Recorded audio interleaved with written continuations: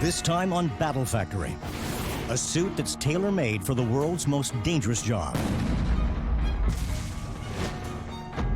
Looking down the barrel of a semi-automatic weapon,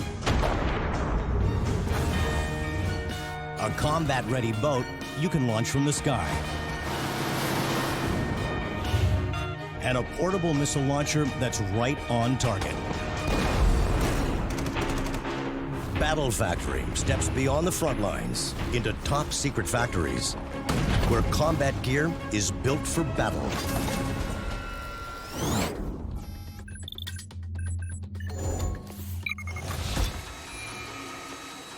When these pieces of hard plastic and bulletproof fabric are molded and stitched together, they'll make a suit of armor that's tailor-made for the most dangerous job in the world. For the bomb disposal specialist, going to work means putting his life on the line. During the Blitz of World War II, the first modern EOD, or explosive ordnance disposal, was established to deal with unexploded German bombs that landed and lodged in London streets. The first operatives worked unprotected, and detonation meant certain death. It wasn't until the 1980s, when British bomb squads were handling IRA explosives, that the protective suit was developed. In combat zones like Afghanistan, where soldiers are more likely to be killed by an IED than by gunfire, bomb disposal specialists are in high demand and at high risk. When a patrol spots something suspicious, the bomb squad is dispatched to investigate, and one operator will suit up and head out alone on what has been referred to as the long walk.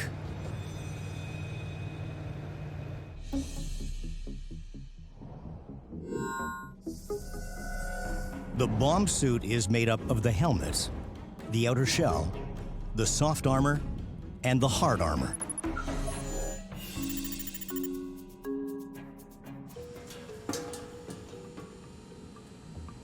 The hard armor is made from a stack of multiple sheets of polyethylene that are placed in a press. Heat, steam, and 1,000 tons of pressure fuse the sheets into a shield that's 10 times stronger than steel and made from the same tightly woven fibers that protect armored cars. Then, the shield is cut into 3 curved plates for each of the body's vital areas: the chest, groin, and the throat. The shield deflects the bomb's high-impact shock waves. Shrapnel has a tough time penetrating the armor. During a tour of duty in Afghanistan, Staff Sergeant Carl Badger Lee's steady hands and cool head have racked up the record for dismantling twice as many IEDs as anybody else. He's defused 139 bombs, 42 of them in one village alone. In 2010, Badger was awarded a medal for his acts of bravery by Prince Charles. He also saved thousands of lives.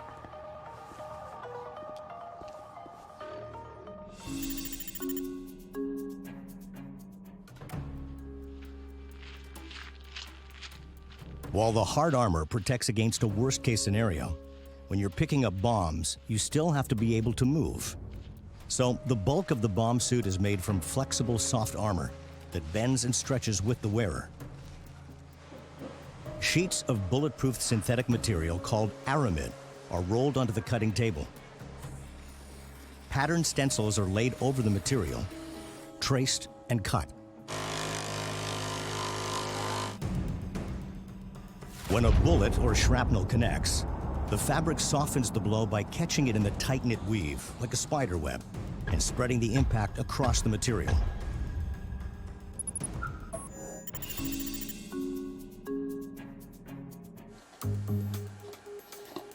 The bomb suit helmet starts as rectangular pieces of ballistic material, which are forced into a rounded steel mold.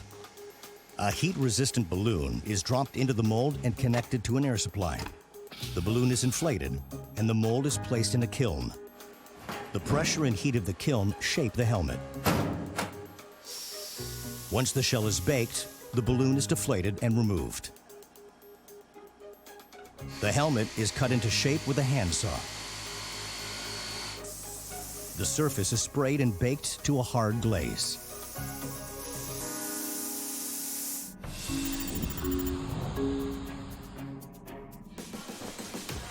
The hard and soft armor are stuffed into the outer shell, and the helmet is fitted with accessories like lights, a communication system, and a protective visor. After 40 hours of careful craftsmanship, this bomb suit is complete and ready to be tested. Even though a sample from each batch is put through rigorous testing, wearing a bomb suit does not guarantee you won't get hurt.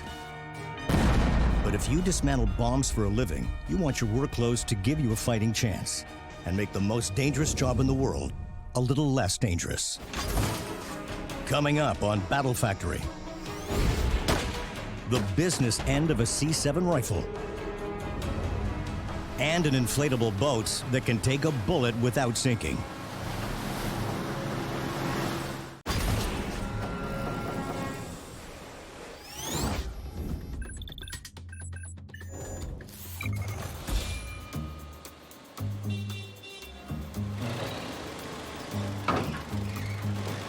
What starts off as a 7-pound bar of steel will soon deliver a bullet with deadly accuracy. The barrel of a Colt C7 assault rifle.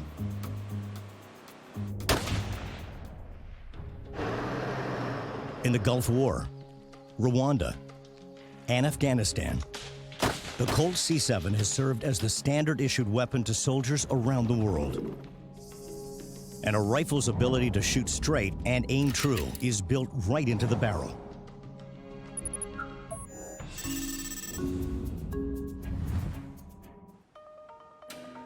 Cylinders of high-carbon tooled steel move along a conveyor belt to a machine which can precision drill the 10-millimeter holes in up to 4 barrels at a time.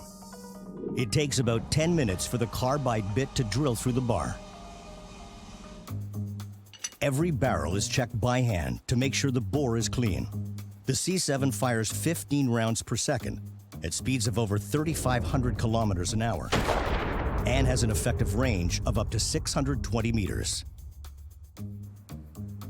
Even the tiniest scrap of dirt could throw a bullet off its target and make the rifle dangerous to fire. Bosnia, 1993, was the first time that the C7 saw action, and it was an historic battle. Canadian peacekeepers were forced to draw their C7s to defend their position, a civilian village against a hostile military invasion. They were outnumbered, but not outgunned. In what was considered one of the most severe battles since the Korean War, the Canadian forces, armed with C7s, managed to defeat their adversaries.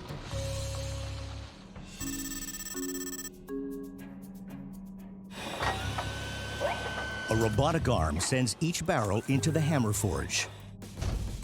4 synchronized hammers pound on the bar, which shrinks the bore diameter, stretches the barrel, and toughens the steel. Meanwhile, the barrel is squeezed around a spiral-shaped tool that forms the rifling, a unique corkscrew design on the inside of the barrel. These grooves in the barrel cause the bullet to spin and fly straight. They also etch a ballistic fingerprint in every bullet that'll match the gun it was fired from. Coming out of the hammer forge, the barrel has grown 20 centimeters. A technician inspects the barrel's interior, checking the grooves that make up this rifle's fingerprint.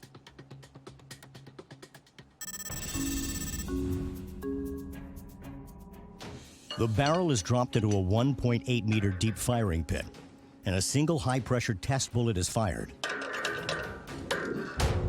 This determines if the explosive impact will cause any damage to the barrel. The barrel is soaked with oil containing fluorescent iron particles. Then it's run through a magnetic particle inspector to check for flaws.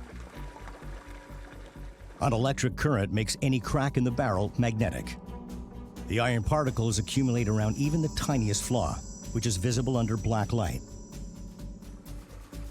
Less than 1 in 100,000 barrels are found to be defective, but this test is critical. After a month's worth of work, The test discovers a crack barely a fraction of an inch long. The barrel is rejected. A fracture might lead to the rifle literally blowing up in the shooter's face.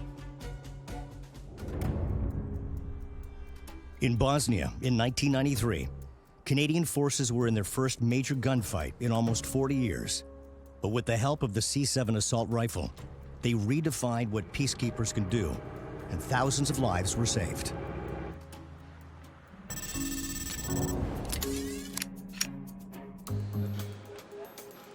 After meeting the demanding standards of the C-Series assault rifle, the rest of the barrel is assembled. Once the barrel is complete, it's hammered onto the stock. The C7 assault rifle is an extension of every soldier on the ground. The barrel is a critical extension of the C7.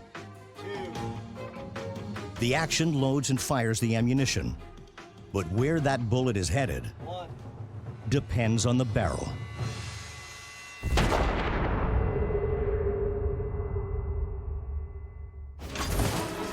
Coming up on Battle Factory, a boat that can take 20-foot waves, enemy fire, and still stay afloat, and lightweight artillery that packs a heavy punch.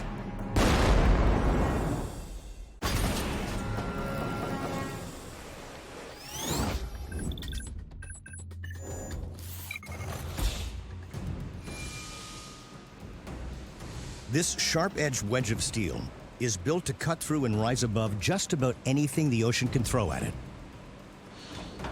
From police operations to amphibious assaults, the Zodiac Hurricane is the go-to vessel for deploying Marines, Navy SEALs, and Special Forces around the world.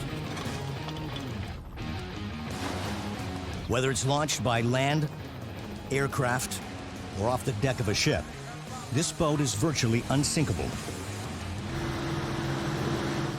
The Zodiac Hurricane breaks down into three parts: an air-filled rubber collar, the crew compartment, and an aluminum hull.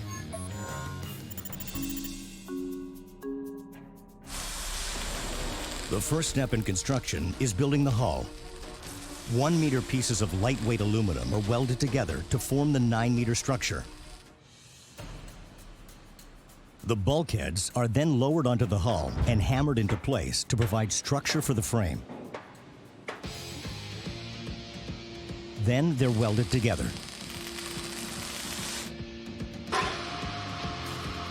The welds are ground down to a smooth finish.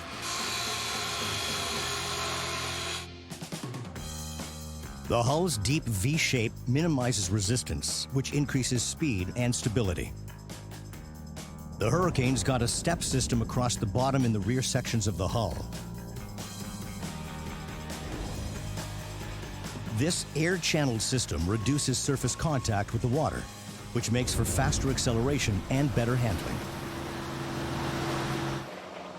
That speed and agility made the Zodiac Hurricane a key player in 2009's Operation Atalanta. In the Indian Ocean off the coast of Somalia, an EU Navy ship lured pirates out to sea by posing as a merchant vessel that was vulnerable to attack. When the pirates got close, the Navy turned about and launched a coordinated attack of high-speed Zodiac Hurricanes and helicopters to take down the pirate ship and bring the raiders to justice.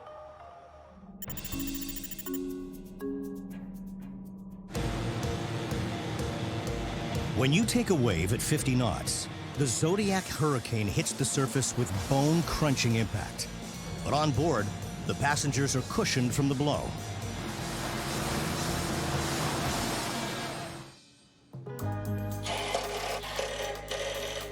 Once the seats are assembled, testing can begin. The seats are tested for strength and durability. They're mounted on a miniature V-shaped hull. Sand stands in for water. The rig simulates a 136-kilogram passenger hitting the water with 3 Gs of force, enough impact to knock a person out or even kill them. If they can take the hit, the seats are installed.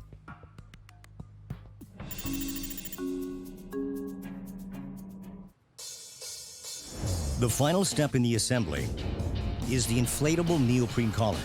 It's what makes a Zodiac a true Zodiac. The collar stabilizes the boat in rough water and acts as a shock absorber to reduce the bounce in the ride. The collar is manufactured from neoprene rubber, which is rolled out, measured, and cut.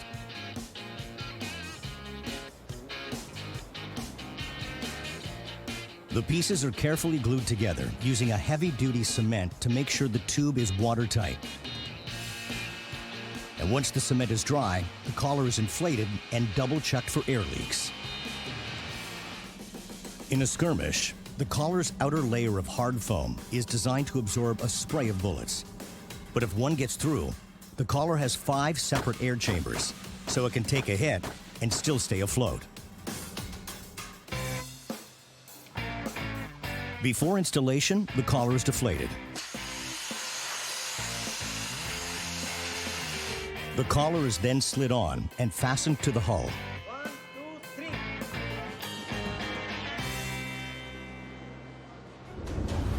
Whether it's a high-speed pursuit, onboard assault, or anti-piracy operation, the Zodiac Hurricane is equipped for combat.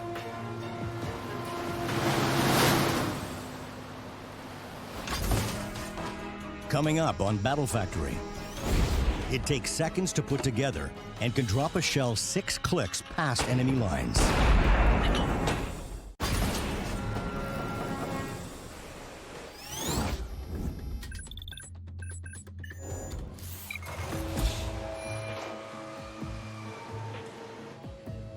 Once these steel tubes are honed, they'll become portable missile launchers, an infantry weapon that's highly effective and deadly simple. The M252 81mm mortar can trace its roots back to the Stokes mortar, first used in World War I. This lightweight muzzle-loading artillery fired explosives that could arc over enemy barricades and land in the trenches. First introduced by the British in 1915, it soon became the most widely used mortar among the Allied armies. The modern-day M252 mortar assembles in seconds, can be transported over any terrain, and drops 15 rounds per minute with a range of almost 6 kilometers.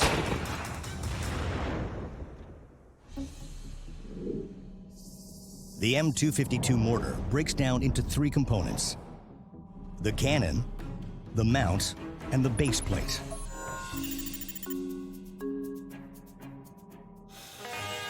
The base plate starts out in a cutting-edge machining center and is milled to be both sturdy and lightweight.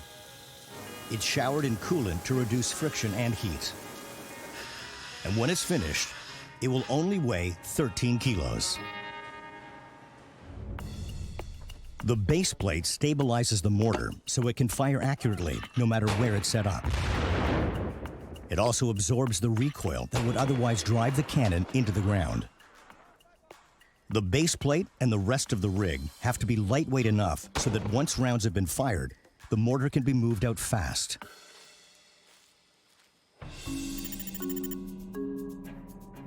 The core of the mortar is the steel cannon that launches the shells. When a shell is dropped into the mortar, a primer connects with the firing pin and ignites the propellant, which creates the explosion that launches the shell from the cannon.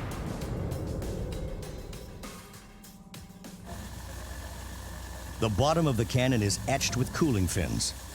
With a round firing every 4 seconds, the mortar cannon gets red hot. Cooling fins are grooves that expand the surface area and draw the heat away from the barrel wall, making it possible to keep firing the mortar. But mortars aren't used solely for warfare. Sometimes they're used to trigger mini avalanches. These precisely controlled explosions loosen the snowpack before they can build up into major avalanches that would block the nearby highways and put people in danger.